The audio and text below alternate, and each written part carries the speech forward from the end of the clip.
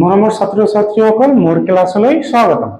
আজি আমি শিকিম এক্সাৰসাইজ 6.3 কোশ্চেন 12 আৰু 13।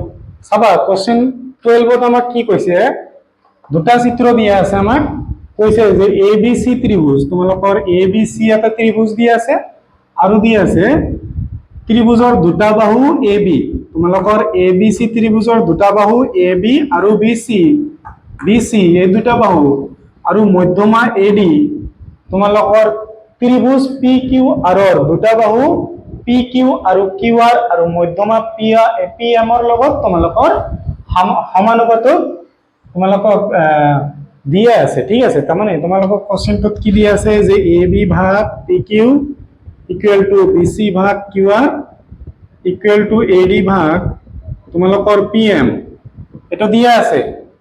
তোমালোকক প্ৰমাণ কৰিব দিছে ABC ত্ৰিভুজটো PQR ৰ লগত সদৃশ।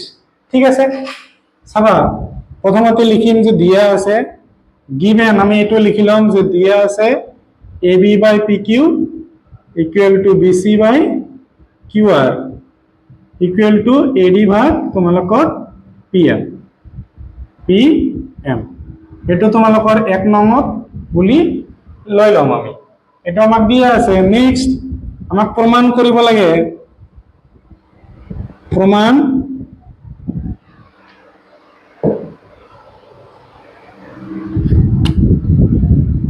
কৰিব লাগে।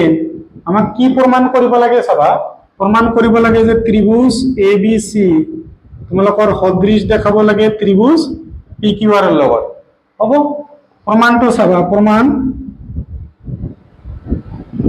চাবা। প্ৰথমতে আমি কি কৰিম, প্ৰথমতে আমি তোমালোকৰ ত্ৰিভুজ ABD আৰু ত্ৰিভুজ PQM এই দুটা ত্ৰিভুজ আমি কি কৰিম, তোমালোকৰ সদৃশ দেখাম। ঠিক আছে, আমাক কৈছে যে AD মধ্যমা, AD আমাৰ কি আছে মধ্যমা, মানে মাজত আছে, আৰু PM ও তোমালোকৰ মধ্যমা দি আছে, তাৰমানে মাজত আছে। আমি কি কৰিম, এই দুটা লম, প্ৰথমৰ তিনিটা লম PQ equal to BC by QR। ঠিক আছে, এই দুটা আমি ললো। এতিয়া AB by PQ equal to BC আমি কি লিখিব পাৰো, BC লিখিব পাৰো হাফ অফ 2 অফ BD। কেনেকৈ, কাৰণ আমাক দিয়া আছে যে AD মানে D বিন্দুটো তোমালোকৰ BC ৰ মাজত আছে। ঠিক আছে, চাবা মই সাইডত দেখাই দি আছো যে BD প্লাস DC কৰিলে কি পাবা, তোমালোকে BC পাবা, হয় না নাই? আৰু BD ক মই BD ৰাখিলো, তোমালোকক দিয়া আছে যে BD আৰু DC সমান, মধ্যমা D বিন্দুটো মাজত আছে, মানে এইটো সাইডৰ এইটো সাইড তোমালোকৰ সমান হ'ব, তাৰমানে DC ৰ ঠাইত আমি BD বহাব পাৰো ইকুৱেল টু BC। কি হ'ব 2BD ইকুৱেল টু BC। ঠিক আছে, এতিয়া BC ৰ ঠাইত আমি 2BD লিখি দিছো। একেদৰে আমি কি লিখিব পাৰো, QR ৰ লগত 2QM লিখিম, QR ৰ ঠাইত আমি কি লিখিম 2QM, এইটোৰ দৰে। ঠিক আছে, ইয়াতে সাইডত লিখি দিম কি যে AD আৰু PM তোমালোকৰ মধ্যমা দিয়া আছে, এইটো মধ্যমা। ঠিক আছে, এতিয়া চাবা এইটোৰ এইটো আৰু এইটো তোমালোকৰ কেনসেল ল'ব পাৰো, আমি এইটো আৰু এইটো আমি কেনসেল দিব পাৰো। কি পালো, AB ভাগ PQ ইকুৱেল টু BD ভাগ QM, এইটো আমি পালো। নেক্সট চাবা, নেক্সট ইয়াৰ পিছত চাবা, মই এইটো সাইডত লিখিছো, এইটো লাইন লিখাৰ পিছত ইয়াতে যাম। চাবা AB ভাগ PQ এই 1 ৰ পৰা আমি কি ক'ব পাৰো, এইটো সাপোজ 2 দিলো, 1 আৰু 2 ইমপ্লাইজ, মানে এই দুটা সমীকৰণৰ পৰা কি পাম চাবা, আমি BC by QR AB by PQ আমি লিখিম, AB বাই PQ আমি লিখিম আৰু A B by P Q মানে বি চি বাই কিউ আৰৰ ঠাইত আমি এইটো বনাইছো, ঠিক আছে। B C by Q R মানে আমি এইটো বনাইছো, B C by Q R মানে আমি এইটো বহাই দিম ইকুৱেল টু কি পালো B D by Q M equal to আমাক কি দিয়া আছে A D by P M, A D ভাগ তোমালোকৰ পি এম, ঠিক আছে। বি চি বাই কিউ আৰক আমি এইটো বনাইছো, ঠিক আছে। আচ্ছা, বি চিটো উঠাই দিলো। এতিয়া এইটো লাইনৰ পৰা কি ক'ব পাৰিবা, এই দুটা ত্ৰিভুজৰ পৰা এ বি ভাগ কি হল পি কিউ, এ বি অনুৰূপ বাহু হৈ আছে এইটোৰ তলত, এইটো আছে আমাৰ তোমালোকৰ বি ডিৰ তলত দিয়া আছে কিউ এম আৰু এ ডিৰ তলত দিয়া আছে তোমালোকৰ পি এম, ঠিক আছে। তেনেহলে এইটো লাইনৰ পৰা আমি কি ক'ব পাৰো, ত্ৰিভুজ দুটা, ত্ৰিভুজ এ বি ডি তোমালোকৰ সদৃশ হৈ যাব পি কিউ এমৰ লগত কি বিধি মতে এছ এছ এছ বিধি মতে, এছ এছ বিধি মতে এই দুটা কি হৈ যাব সদৃশ হৈ যাব। এতিয়া যদি সদৃশ হয় তেতিয়া আমি কি ক'ব পাৰো, বি কোণটো কিউ কোণৰ লগত সমান চিটি চিটি মতে। আমি জানো যে সদৃশ ত্ৰিভুজৰ অনুৰূপ বাহু আৰু অনুৰূপ বাহুৰ অনুপাত আৰু অনুৰূপ কোণবোৰ কি হয় সমান হয়। এতিয়া আমি কোণটো ললো, নেক্সট চাবা বি কোণটো কিউ কোণৰ লগত সমান দেখাই দিছো। নেক্সট চাবা যেহেতু ঠাই নাই মই গুচাই দিছো অলপ। অতএব ত্ৰিভুজ এইটো লাইন লিখাৰ পিছত ইয়াৰ পৰা স্টাৰ্ট কৰিবা, ঠিক আছে।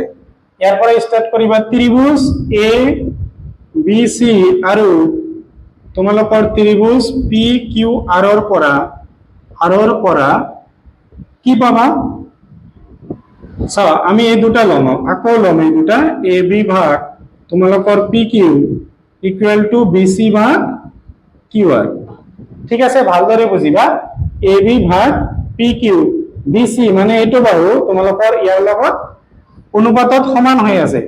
এই দুটাৰ মাজৰ কোণ বি কোণটো আৰু কিউ কোণ অলপ আগতে আমি প্ৰমাণ কৰিলো যে এই দুটা সমান, তেনেহলে আমি লিখি দিও বি কোণটো কিউ কোণৰ লগত সমান, আমি প্ৰমাণ কৰিছো হয় নে নাই। এতিয়া আৰু এইখিনি লিখিব নালাগে, এইখিনি আগতে লিখিছা তোমালোকে।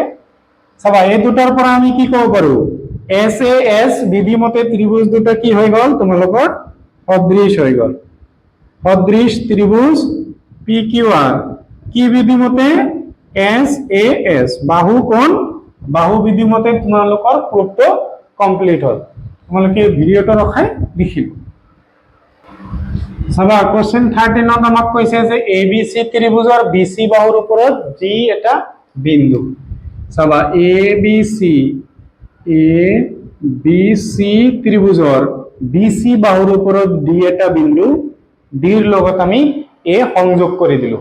এ ডি চি এংগেল এ ডি চি তোমালোকৰ এইটো কোণ কি হৈ আছে বি এ চি তোমালোকৰ এই ফুল কোণটোৰ লগত সমান হৈ আছে। চাবা এতিয়া আমি কি কৰিম যে আমাক দিয়া কি আছে, গিভেন কি আছে, আমাক গিভেন আছে আমাক এইটো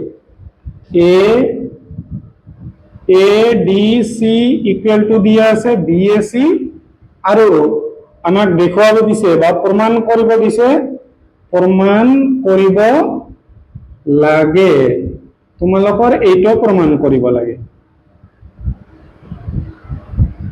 এইটো প্ৰমাণ কৰিবৰ কাৰণে আমাৰ কি প্ৰমাণ কৰিব লাগিব, আমাৰ প্ৰমাণ কৰিব লাগিব যে এ বি চি ত্ৰিভুজটো তোমালোকৰ A D C A B C ত্ৰিভুজটো এ ডি চিৰ লগত সদৃশ প্ৰমাণ কৰিব পাৰিলে আমি এইটো দেখাব পাৰিম। চাবা প্ৰমাণ তোমালোকৰ ত্ৰিভুজ এ বি চি আৰু ত্ৰিভুজ এ ডি চিৰ পৰা চাবা এ বি চি আমি ফুল কোণটো লৈছো, এ ডি চি তোমালোকৰ এ ডি চি আধা ত্ৰিভুজটো লৈছো, সৰি আগতে কোণ কৈছো ন, কোণ নহয় ত্ৰিভুজহে লৈছো। প্ৰমাণ চাবা প্ৰমাণটো লিখিছো। নেক্সট লাইন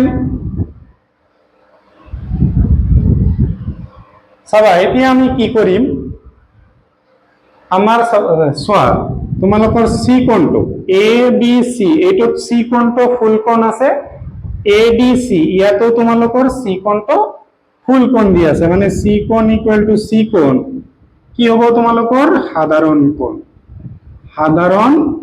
কোণ হয় নেক্সট তোমালোকৰ চাবা এইটো কোণ বিএসি আৰু এডিসি তোমালোকৰ এইটো কোণ সমান দিয়া আছে আমাক কোশ্চেনত দিয়া আছে সেইটো লিখিম এডিসি আৰু বিএসি আমাক সমান বুলি দিয়া আছে এতিয়া আমি জানো যে দুটা ত্ৰিভুজৰ যদি দুটা কোণ সমান হয় তেনেহলে ত্ৰিভুজ দুটা আমি কোন বিধিমতে সদৃশ কব পাৰো তেনেহলে কি লিখিম আমি যে ত্ৰিভুজ এবিসি তোমালোকৰ সদৃশ হ'ব তাৰ লগত ত্ৰিভুজ এডিসিৰ লগত কি বিধিমতে তোমালোকৰ কোন বিধিমতে ঠিক আছে কোন বিধিমতে তোমালোকৰ ত্ৰিভুজ দুটা সদৃশ হ'ল এতিয়া সদৃশ যেতিয়া হল তেতিয়া আমি জানো যে সদৃশ ত্ৰিভুজৰ অনুৰূপ বাহুৰ অনুপাত বিলাক কি হয় সমান হয় এতিয়া চাবা সি কোণটো তোমালোকৰ সি কোণৰ লগত সমান এইটো ত্ৰিভুজ ইয়াৰ লগত মিলাব চেষ্টা কৰিম নহলে ইয়াক আমি ইয়াৰ লগত মিলাম সাপোজ ইয়াকে মিলাম সি টো মই ইয়াতে ৰাখিলো সি কোণৰ লগত সমান আছে সি টো সি কোণৰ লগত সমান আছে আৰু এই ডি টো কাৰ লগত এৰ লগত মানে ডি টো তোমালোকৰ ওপৰত গুচি গল ইয়াতে ডি টো থাকিল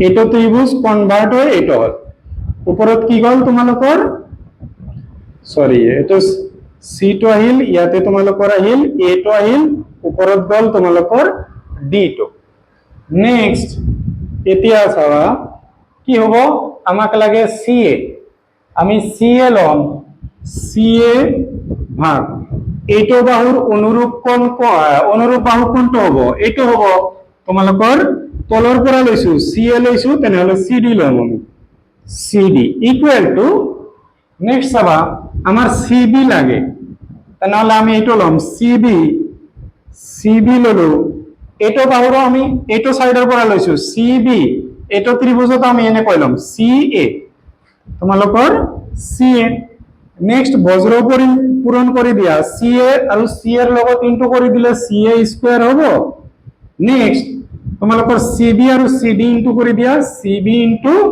সিডি এইটোই তোমালোকৰ প্ৰুফ কৰিব দিছে হেন্স প্ৰুফ লিখিব পাৰা তোমালোকৰ প্ৰুফটো কমপ্লিট হল ভিডিওটো ৰখাই তোমালোকে লিখি লবা ভিডিওটো চাই যদি ভাল পাইছা তেনেহলে নিজৰ সমনীয়াৰ সৈতে শেয়াৰ কৰি দিবা এইটো পাৰ্টৰ পুৰণি ভিডিও বিলাক তোমালোকৰ প্লেলিষ্ট বনোৱা আছে তাতে যাই চাবা আৰু তোমালোকে যদি চেনেলটোত নতুন আহিছা তেনেহলে চেনেলটো সাবস্ক্ৰাইব কৰি যাবা